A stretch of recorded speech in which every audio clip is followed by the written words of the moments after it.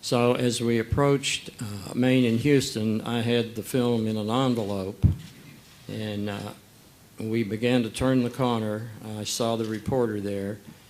I tossed the film out, and the wind caught it, so he had to chase the envelope, and we were laughing, and the car was turning the corner, and we heard the first shot, and then two more closer together. Total of 3, for those that don't believe it. 3.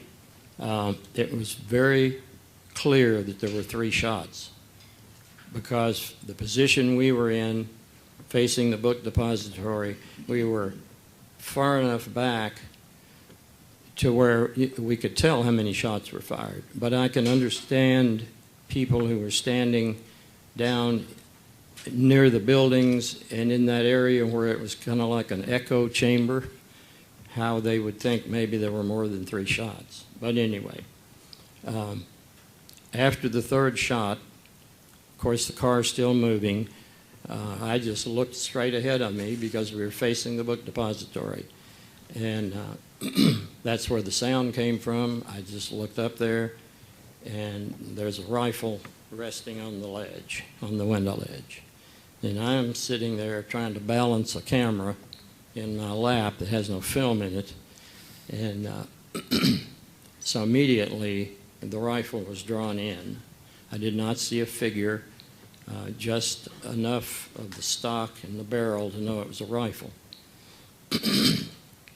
So I said, there's a rifle. And Tom Dillard, Dallas News photographer, was sitting next to me. And he said, where? I pointed out the window. He took a picture of the empty window. And then, of course, we proceeded on to the intersection of Elm and Houston, and where the motorcade had made a left turn. I looked to my left. I observed this scene of bedlam, really, people running, covering their children on the grassy knoll. I could see the president's car and Johnson's car disappear under the underpass. A motorcycle policeman rode his motorcycle up the grassy knoll, jumped off.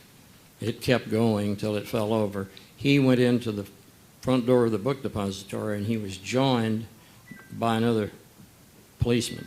So the 2 of them went into the building. My first thought was, whoever's shooting at the president is probably not going to get out of that building, probably not alive. It's certainly not for me to see. So I had to make a decision. Do I stay in the motorcade or do I get out? My assignment was to cover the speech.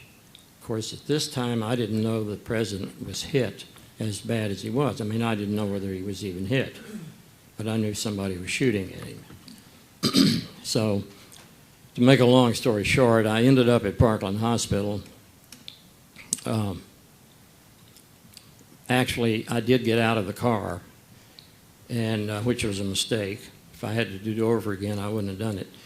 But I got out of the car, and I ran back up the grassy knoll, and immediately I realized that it was very bad, just from the looks on people's faces and what they were saying. And I thought, well, I have made a big boo-boo here. I should not have gotten out of the car. I need to be at Parkland Hospital.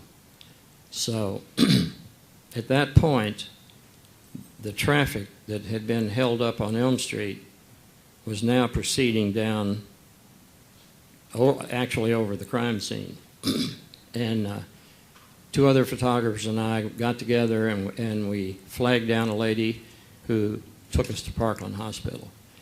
And as we proceeded up onto Stemmons Freeway, motorcycle policeman was stopping cars and checking everybody, and we told him that we needed to get to Parkland and that we were members of the press and everything. And at the same time, I heard on his police radio somebody saying, well, we don't know where the shots came from.